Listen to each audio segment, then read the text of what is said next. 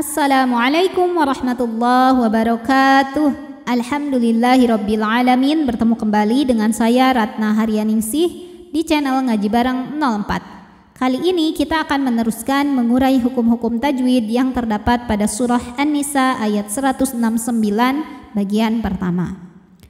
Disimak sampai akhir karena nanti di ujung akan ada pertanyaan seputar tajwid dan jawaban pertanyaan hari kemarin akan ditemukan pada menit ke A'udzu billahi minasy syaithanir rajim. Bismillahirrahmanirrahim. Ya, di sini ada hukum mad jaiz munfasil karena mad tabi'i bertemu hamzah dalam dua kata. Madnya adalah fathah panjang pada kata ya yang artinya hai, hamzahnya alif dengan harokat fathah pada kata ayyuha. Maka walaupun penulisan antara mad tabi'i dengan hamzahnya disatukan, tetapi secara maknas ini sudah ada dua kata yang berbeda.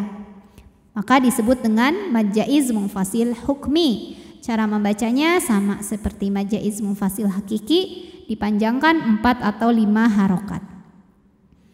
Ya ay. Di sini ada tempat naber. Naber itu artinya meninggikan suara lebih tinggi dari huruf-huruf biasanya. Ya ayyuha. Jadi ini jangan ditahan ya, karena sebelumnya bukan tanwin, bukan nun sukun, jadi bukan idgham, nggak perlu ditahan. Ya ayyuhan. Ayyuha jika berhenti di ha hukumnya mad tabi'i karena alif sebelumnya fathah. Maka jika berhenti di ha panjang 2 harokat. Ya ayyuha. Namun dibaca panjangnya hanya saat berhenti saja. Kalau wasol madnya gugur, namanya takhallus bil halfi. Kenapa? Karena ada pertemuan 2 sukun. Sukun pertama alif, sukun kedua nun sukun. Karena pada nun sukun, pada nun tasydid ada nun sukun dan nun fathahnya. Sukun bertemu sukun tidak bisa dibaca sehingga sukun pertama dilepaskan. Sehingga kalau wasol haknya ini tidak punya alif, artinya pendek. Ya ayyuhan. Alif lamnya dinamakan dengan alif lam syamsiyah karena alif lam menghadapi huruf syamsiyah yaitu nun. Maka alif lam tidak kita baca atau biasa disebut dengan idgham syamsi. Ya ayyuhan. Nunnya disebut dengan wajibul gunnah atau gunnah musyaddadah atau nun musyaddadah karena nunnya bertasydid. Cara bacanya dengung, bunyi n-nya tahan sampai ada suara masuk hidung kurang lebih 2 harokat. Ya ayyuhan nasu.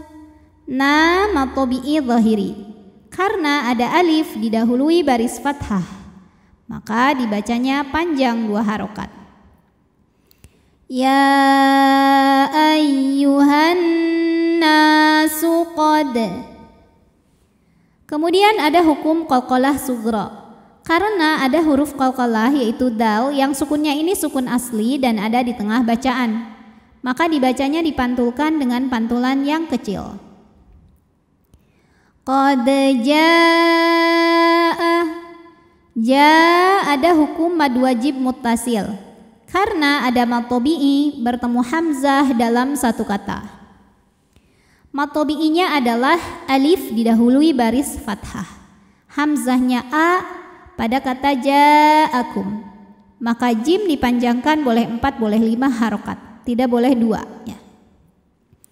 Qad ja'akumur. Kemudian alif lamnya dinamakan dengan alif lam syamsiyah karena alif lam menghadapi huruf syamsiyah yaitu ra. Maka alif lamnya tidak dibaca atau biasa disebut dengan idgham syamsi. Allah. Huruf ra dibunyikan secara tafkhim karena ra-nya berbaris fathah, maka dibacanya tebal. Ar-rasu. su mad tabi'i zahiri. Karena waw sukun didahului dhammah, maka huruf sin panjang 2 harokat.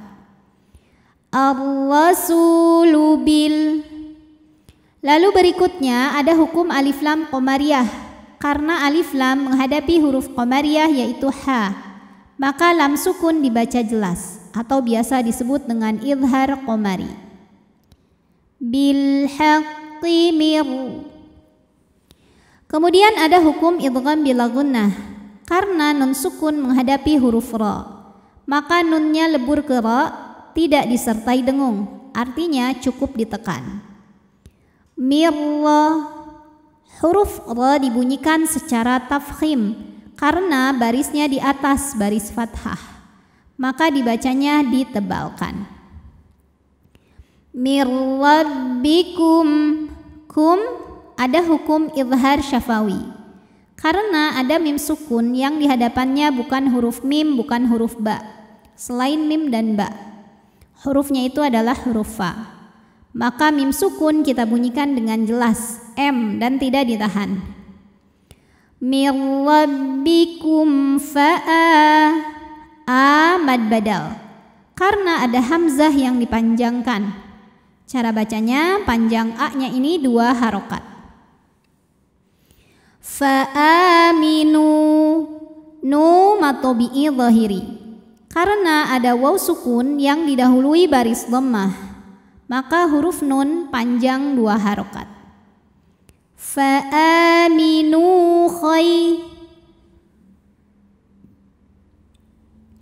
Khay ada huruf lin, sebab ada ya sukun sebelumnya fathah, maka dibacanya lembut atau lunak. Khairan.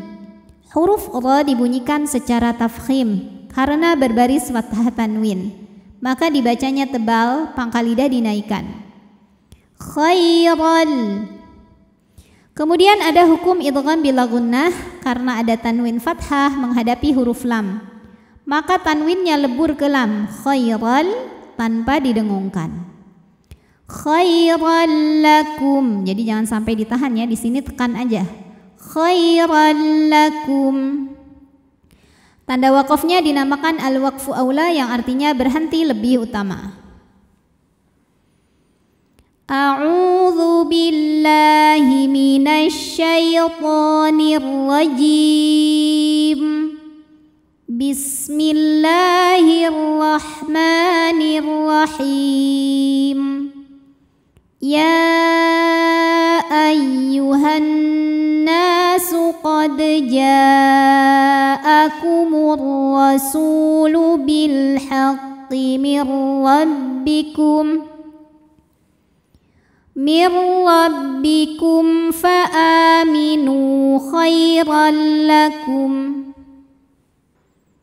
Pertanyaan hari ini, sebutkan nama hukum tajwid dari yang saya tunjukkan ini. Nama hukumnya apa, sebabnya apa, dan bagaimana cara bacanya.